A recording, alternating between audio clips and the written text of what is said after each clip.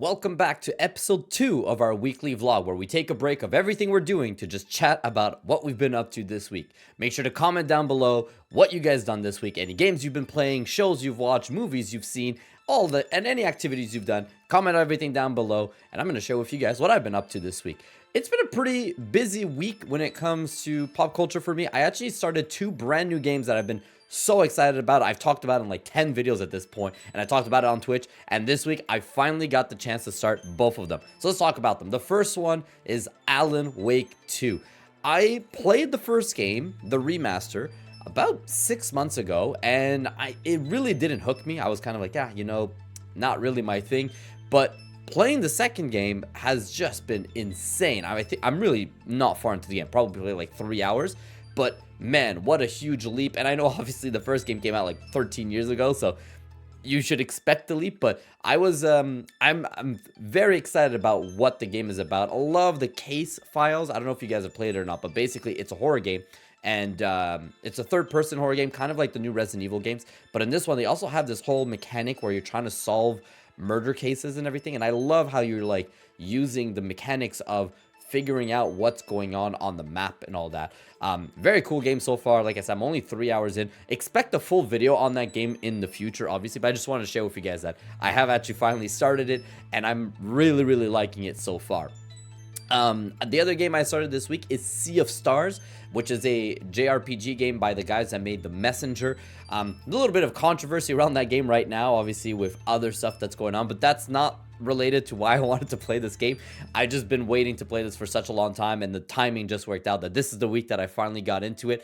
And man, same idea, great game. I beat the first dungeon, I guess that's how you can explain kind of where you're at. First dungeon, I got the 3rd member on my team so far, and incredible. Like a lot of RPG games like Octopath and like Final Fantasy, old school Final Fantasies, they get a lot of people who don't like them because they feel like it's too simple and not very interactive. And one of the things I like so far about Sea of Stars is that there's a lot of things. The first thing, the graphics, the music. Obviously, I'm using the music of Sea of Stars for the vlogs, as you guys have probably noticed from last week's episode and this week's episode. But the graphics obviously are awesome. I love the fact that everything, you need to interact with it. I love that. So what I mean by that is when you're walking around the map, you always have to press A or X or whatever control you're holding to climb up on something or drop down or something or jump across something, or there's always an interactivity. It keeps you engaged with the game a lot more than most other RPG games, where most of the RPG games you run around and it's always like the game just does it automatically for you. You want to climb the ladder, they'll climb the ladder for you. I love that it's a simple thing, but hitting A every single time keeps the game interactive all the time.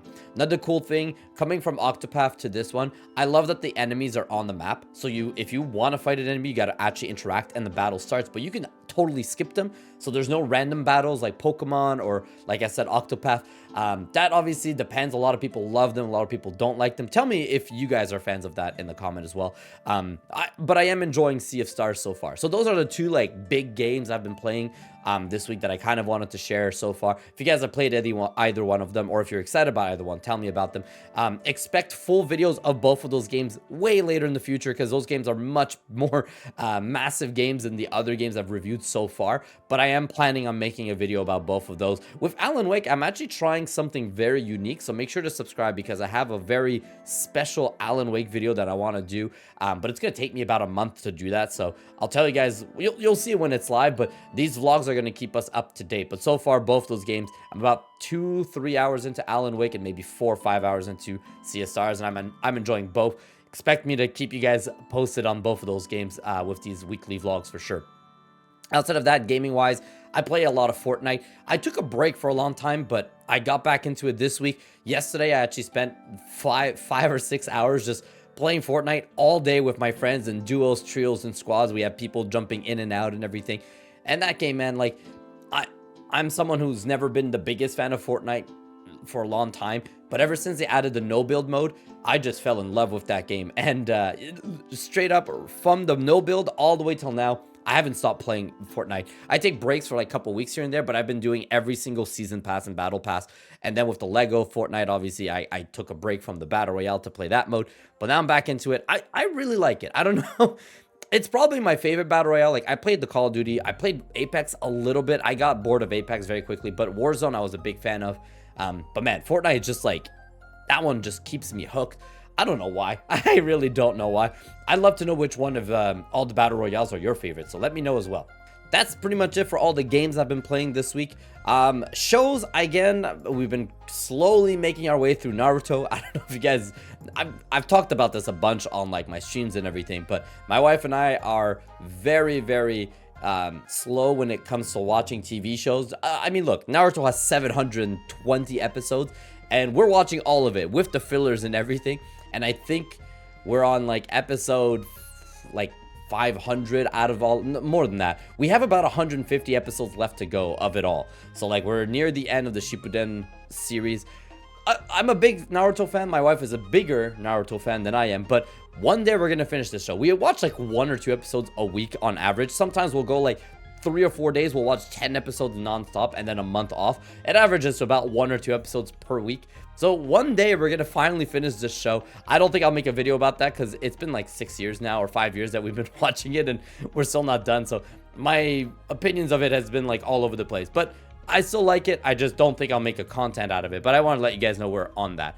And movies, I do have 2 movies I want to talk about. One is an old one, so I'll get that out of the way quick. American Pie. I don't know why. my wife and I were sitting trying to find a movie to watch. Like, I don't know. We haven't seen this movie in years, so we decided to rewatch American Pie. I still find it funny. Like, I don't know about you guys. I find it really hard to watch old movies. Like writing, directing, the scripts and all, like everything kind of always feels a little off from very old movies like that one. It felt, you could watch and you can feel like, oof, this is rough, but there still has some good moments. Obviously the pie moment is a classic. I still find that hilarious. The main character, Jim, his dad, is just my favorite of all the American Pie. So his scenes are hilarious as well. He's a good dad, obviously, but everything he does is just absolutely hilarious. I don't know if I'm gonna watch the other ones. I just randomly decided to watch the first one. We had a lot of fun with it. It's silly. It's a fun movie. I feel like there are parts that don't hold up, obviously, that are not okay anymore, but most of it is still pretty funny, so good on them. I wasn't expecting to still laugh at the movie, but that was good. And the last one is Night Swim. So I actually did a full video, so make sure to go back, and my last video right before this one was a full Night Swim review, so make sure to watch that for my full impressions. But I just want to mention again here that I got to see that in theaters. I want to talk about the movie theater experience itself more than the movie, because the movie review happened. Look, when you go to a movie theater, your experience is either going to be enhanced or ruined by being surrounded by people. And in this case, I got both. I got the best of both worlds, or the worst of one and the best of the other. I think that being in a sold out theater watching a horror movie that isn't scary and everyone's laughing added to the experience of making sure that the movie was fun to watch altogether, because like every time something silly happened, everyone in the theater was laughing. But I want to have one complaint. This is for everyone. If you're watching this, if you go watch a movie in theater and you bought your ticket, sit in the seat that is designated to you. I don't know why this is such a big deal, but every time I go to the movie theater, and this happened with Night Swim, I'm sitting in my seat watching my movie, and I can see from the far left, people are fighting, being like, that's my seat, you're not sitting in the right seat. Like, why is it so difficult? I'm not trying to start this whole rant, but like, this isn't complicated. You buy seat A2, go sit in A2. Don't sit at A7. Of course, people are gonna fight you and ask you to move out of the seat. You're sitting in their seats. And then this whole thing started, and I was like 5 minutes into the movie, it's like, guys, just get up and move. Like, we're trying to watch the movie. This happens every time, and it's so annoying. So please, if you're watching this, tell everyone that you know, and if you are like this, go to your damn seats. It's not that difficult. This shouldn't be a free-for-all. Just sit where you're supposed to. Anyways, that ruined the first like 5 to 10 minutes of the movie, but then the rest of the movie, when those guys finally got up and went to their actual seats, the rest of the movie was fine because it was silly time. It was a good time with everybody. Like I said, I'm not like, I don't interact with people in the movie theater, but the people sitting next to us were like with us on, like, I don't know who they were, but they were also with us where they're like, this movie makes no sense. And there was a lot of silly moments, so we were laughing, they were laughing, and we started interacting a little bit, as I talked about in the review. So make sure, if you want to know what I thought of the movie, watch the review. But outside of that, I just wanted to talk about my movie theater experience, which was that, which again, It's not that difficult. Just sit in your damn seat. It's, I don't know why I have to talk about this here, but I know that there are people who don't do this. And if you're one of them who decides, I'm gonna buy a ticket and sit in a random seat, tell me why in the comments and I'll block you, but at least I'll understand why you're doing that. All right, that's pretty much it for this week. Let me know what you guys have been up to. Thank you so much for watching. If you're still here, subscribe, because we got a bunch of videos. Got a review of an underrated game releasing this week, making more content, these weekly vlogs, bunch of stuff happening, and have a good rest of your day. Thank you so much. Oh, give this video a thumbs up. It helps the algorithm for some reason. I don't know why, but giving videos thumbs up makes YouTube think like, oh, well, I'll just share this with more people. So do that as well. All right, that's enough. Thank you guys for watching. Take care. Bye-bye.